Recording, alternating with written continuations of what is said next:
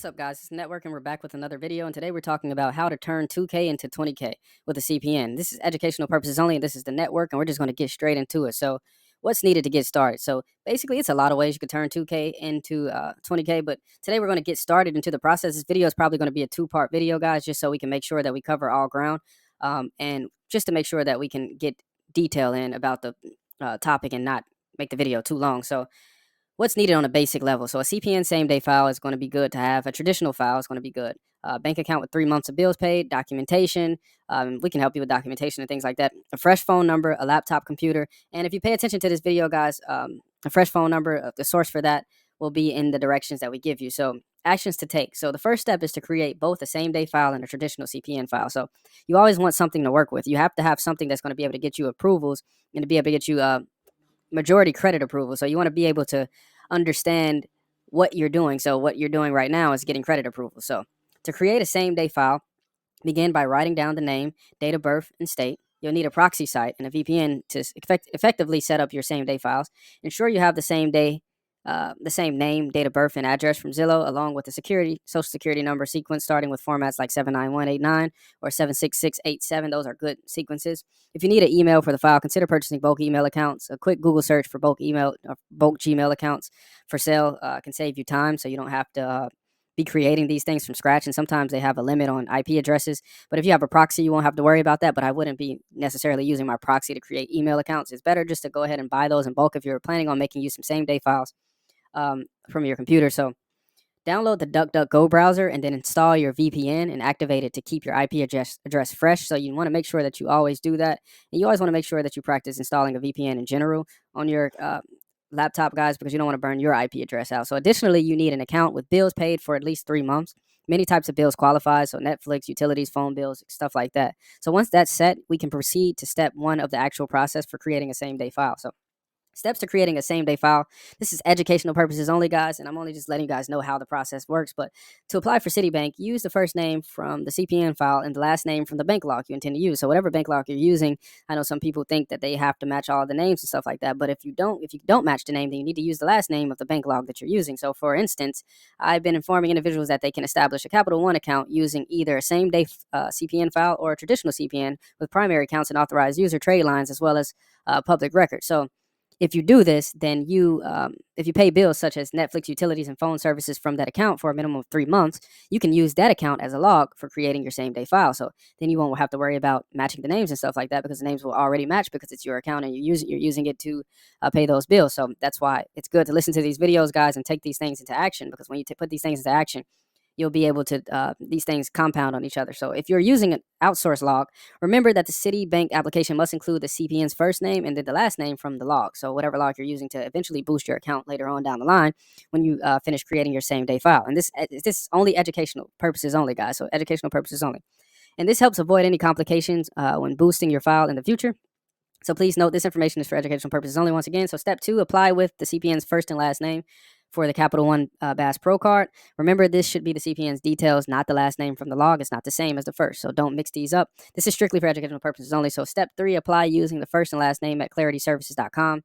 This step will strengthen the tri-merging process. And then step 4, open Experian with the CPN's first and last name using a special link that you can request via message on Telegram. We can provide it to you. I'm not going to be charging anybody. If you're paying enough attention to this video, then I'll go ahead and give you the link. So this link serves as a backdoor to create an Experian file without going directly to the website. Once you receive the link, sign up, get your report, and fill in the file's information. You will be prompted to select Experian, TransUnion, or Equifax. Choose Experian, obviously. Next, you'll need to input your email and phone number. If you need to get a phone number, obviously, you have the email already from your bulk email, or you're just creating yours. And then you can use Text Verified to get a verifiable phone number. Text Verified is a good website. You just load it up with Bitcoin, and you can actually be able to get verifiable phone numbers and get text messages to those phone numbers. And I'm talking about real verifiable phone numbers like AT&T, Verizon, etc. Then to find the last 4 digits of your zip code, you need to find the last 4 digits of your zip code. So because this is going to be for security questions on the backdoor site, you can visit tools.usps.com and /zip code. Look up, for example, in 43502 is the zip code, and 6789 is the last 4 digits. You'll need that last 4 digits for your security question. The answer to the security question is obviously the last 4 digits of that zip code. And then you'll be in to be able to get your Experian account started. So when you're in to get your Experian account started, and they may ask you one more security question. It's usually the county for the zip code that you're in, your CPN is in. So they'll ask you some other irrelevant questions that will completely not be relevant at all to the account. So then you just hit NA on those, and then you just answer for the county, and then your Experian account should be started. And then you'll obviously, after file is created, you'll move on next to enhance it. Boosting your file should be quite straightforward, so I won't go into detail about that here. So however you need an account with some reported bills like we were talking about before to get a score on that file. So now you're ready to add public records. So preparation is essential to ensure that all necessary steps are completed. So let's concentrate on public records. So these records are important because they give your profile a chance to be reported in areas beyond just credit. This additional information provides credit bureaus with more data, which ultimately gives companies pulling your credit a broader understanding. So as previously mentioned, you can apply through lazyapply.com for public records. And lazyapply.com is basically a job site that applies for like 5,000 jobs in your CPN's name or any name that you put in there. And it's originally created for people to go and search for jobs and stuff like that without having to put in a whole bunch of applications. But you can go ahead and just use that website to put your information into the public record, because applying for jobs are really good for public record information. So after a file is created, this step is crucial when establishing your CPN. So public records play a vital role as they allow banks and lenders to verify that your CPN corresponds to legitimate social security numbers. Some banks utilize specialized databases for this verification, so it's essential not to overlook this step. Neglecting it could result in complications when applying for credit and may hinder your chances of approval. So step one, you want to visit optoutprescreen.com. You see the link here. Scroll down to opt-in or opt-out tab. Click on the tab. On the next screen, scroll down, opt-in, then click continue. Input the information you use to create your CPN in the designated fields. Following the screen, click done or continue to finalize your opt-in to optoutscreen.com. Navigate to list yourself and do pretty much the same thing, the same process. Once logged in, click the more info tab. After clicking the more info tab, you'll be directed to the next screen where you will enter your CPN information again. Ensure you provide the same details you use to create your CPN, including your name, address, etc. This information should be used every time you utilize your CP or apply for anything related to it, so everything can be uniformed and it can all make sense.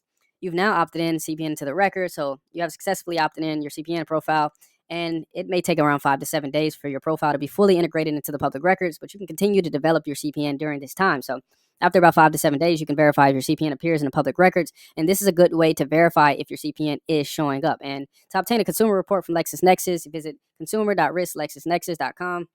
And you can go ahead and /consumer, and you can go ahead and check and make sure that the information is reporting for your public records, because this is going to be vital for you to know if your file is going to hit or not before you just go out here wasting inquiries and you're not even verifiable. So then you want to register your CPN with the IRS. And I know a lot of people have questions about this, so I'm going to explain it shortly here. But registering your file with the IRS allows you to create a CPN that serves as both a CPN individual profile and a business credit profile.